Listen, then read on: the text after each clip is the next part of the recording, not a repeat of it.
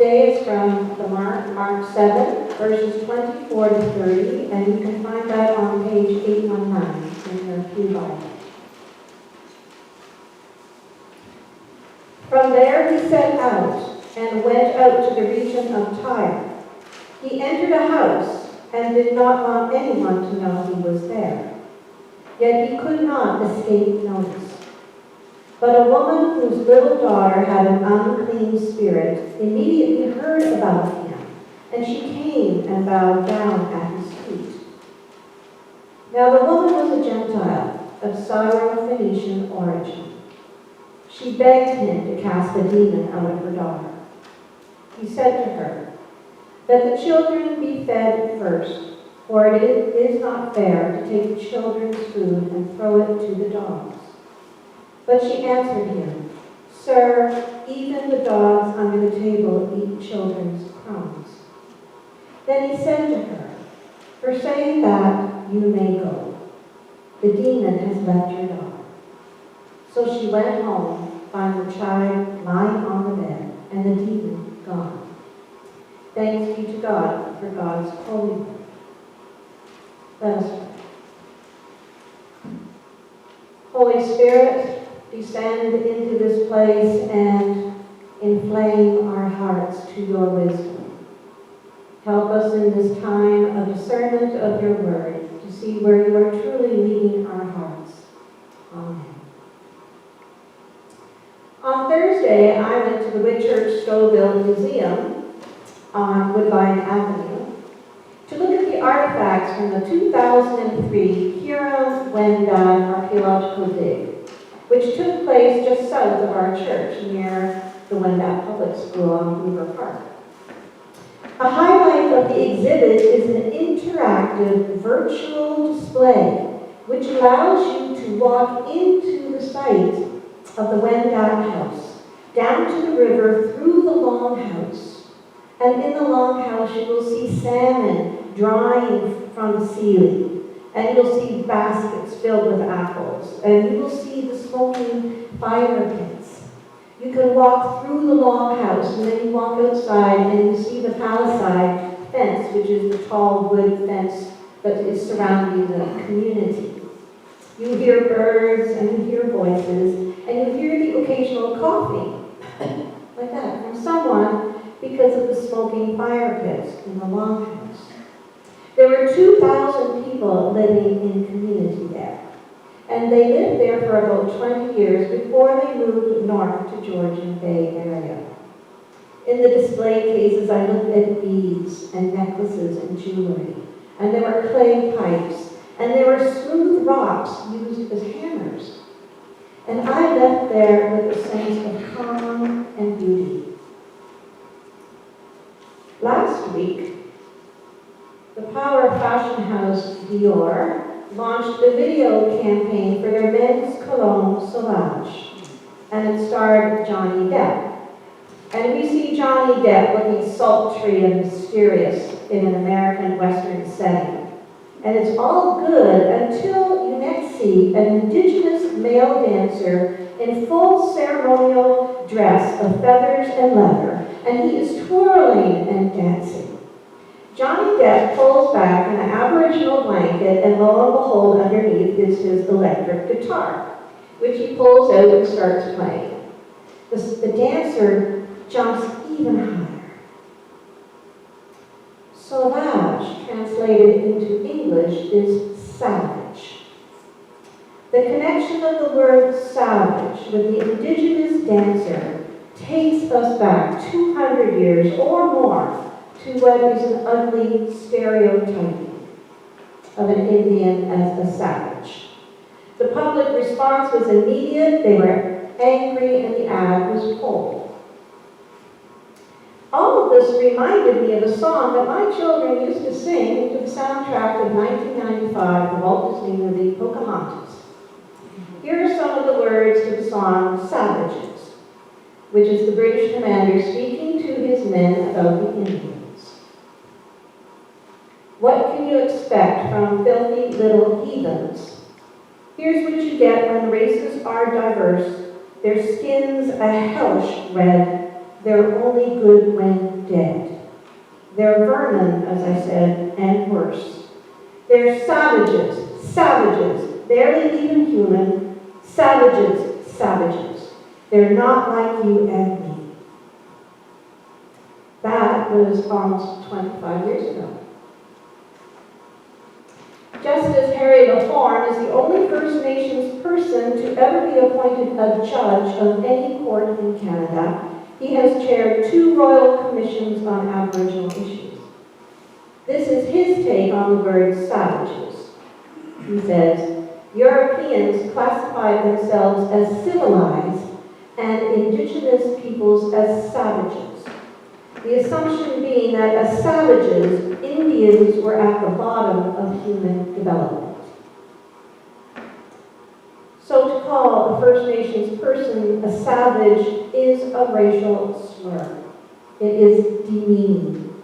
It perpetuates a dehumanizing stereotype that has been a part of our Western culture for generations. So our gospel passage today finds Jesus making his way to Tyre, a city that is a good height north of Jerusalem. And it is in the region that we call the Gentile region. The Gentiles live there, the non-Jews. Jesus is headed there for a reprieve from what has been a very chaotic time in his life. So if you look at the Gospel of Mark chapter 6, it tells you a little bit about what was going on. And it's been nonstop. He was rejected by his hometown. His friend, John the Baptist, was beheaded. Jesus was trying then to find a quiet place to just go away, and he ended up feeding 5,000 people with 5 loaves and 2 fish. And he's just had a major altercation with the Pharisees and scribes about eating with unclean hands. He just wants to get away. And Tyre seems like a good idea because not many Jews are there who would recognize him. Just a few days of peace is all he is asking for. So he goes up to the city of Tyre in the region, and he is known, even there, as the Messiah. And a woman whom we are told is a Gentile of Syro-Phoenician birth comes to him, bows down at his feet, and asks him to cast out a demon from her daughter who is sick at home. The same story is also in the Gospel of Matthew, and Matthew adds one detail that Mark does not have. In Matthew, Jesus says to the woman, I was sent only to the lost sheep of the house of Israel. Meaning, I was sent only to my people. Then Jesus says to her, let the children be fed first, for it is not fair to take the children's food and throw it to the dogs. Jesus here is saying that the children, who are the Jews, are to be fed first. And it is not fair to take their food and to throw it to the dogs. And by the dogs, he means her, and everyone like her. The word dog was a derogatory insult, and it referenced the mangy wild dogs who were running around in the streets looking for food. So when I read this scripture, this is where I pause. And I say, what is going on? Is Jesus really calling this woman a dog? I know he's described the scribes as a brood of vipers, but this is someone who's come to him for help. Do I say, well, he really didn't mean it? How do I make it sound nicer? We want to make it nicer, to explain it away, and in doing so, make Jesus look good, but we still leave the woman standing there, labeled as a dog. The church has sailed past the awkwardness of this passage by finding all kinds of ways to sanitize the ugliness of this. For example, William Barclay, in his 1975 biblical commentary on Mark, says this about the dog comment.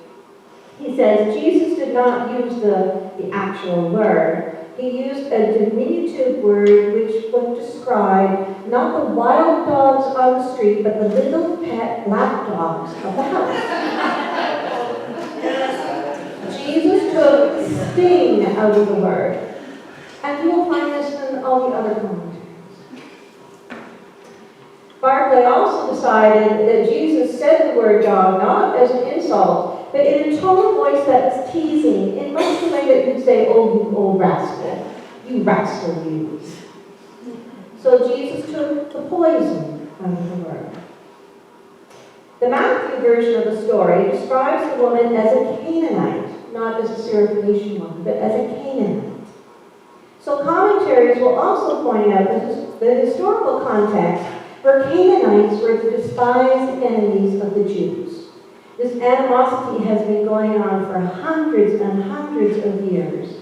And if you turn to the Old Testament book of Ezra, chapter 9, you will read this. The land that you are entering to possess is a land unclean with the pollutions of the peoples of the land with their abominations. They have filled it from end to end with their uncleanliness. Never seek their peace or prosperity. And these people of the lands were the Canaanites, the Hittites, the Perizzites, a whole bunch of them.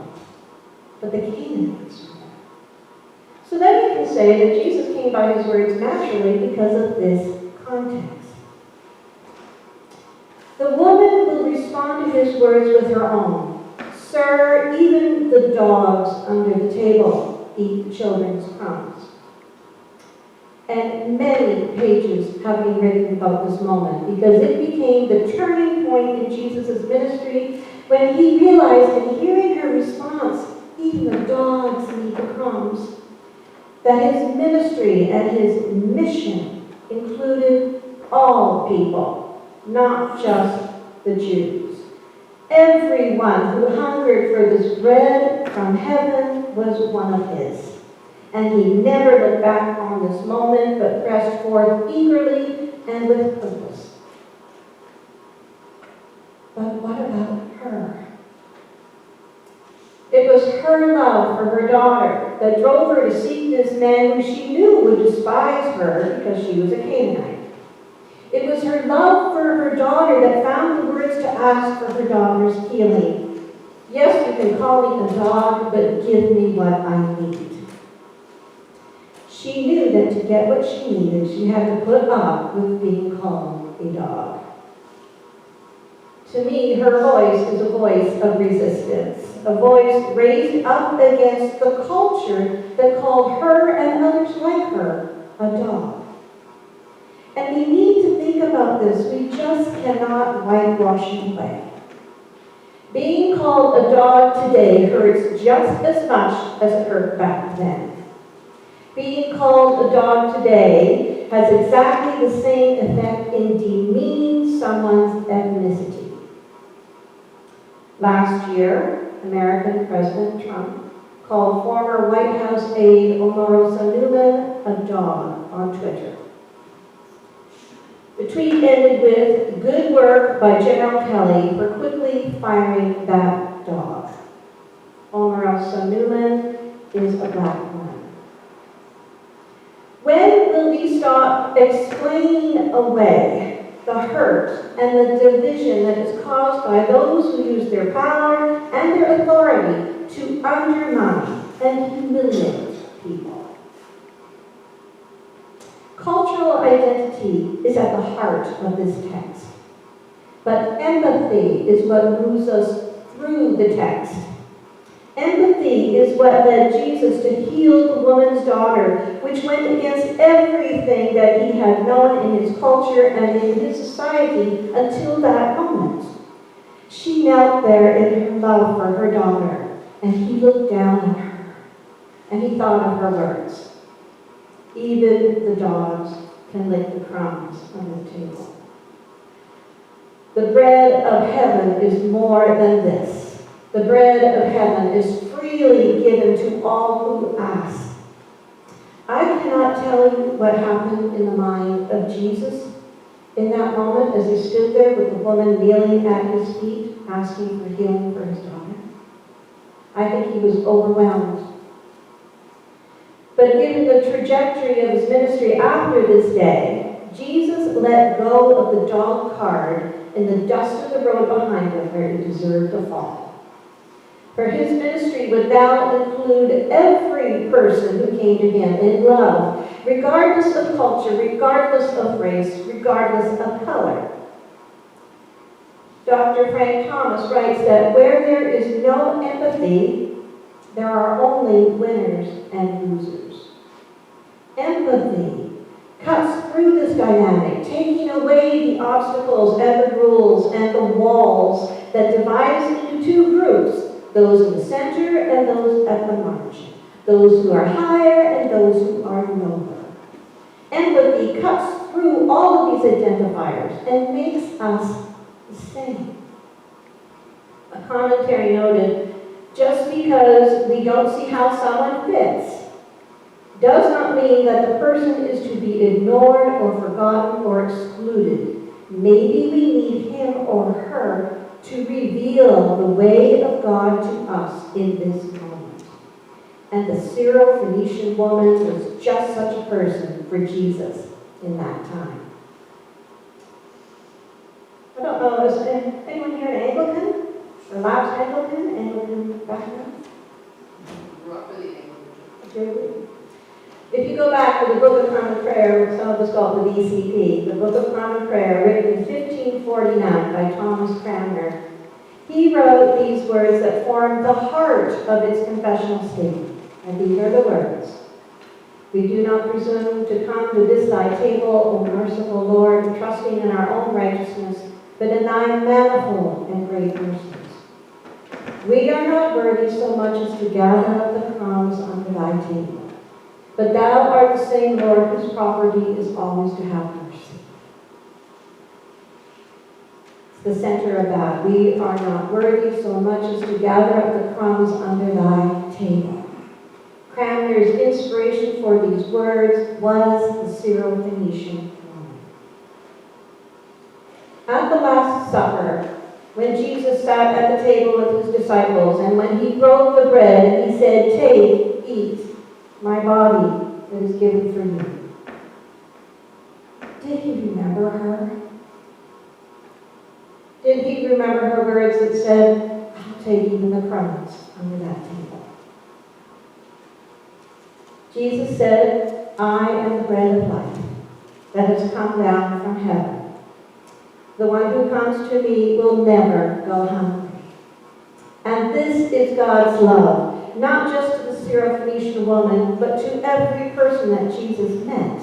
This is God's love that is not just to us sitting here in the pews today, but to all people, regardless of their skin color, their ethnicity, their language, their gender. The bread of heaven is abundantly given to all who are hungry.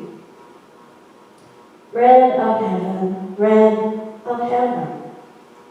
Feed me till I want no more. Feed me till I want no more. Thanks be to God. Amen. Let us pray.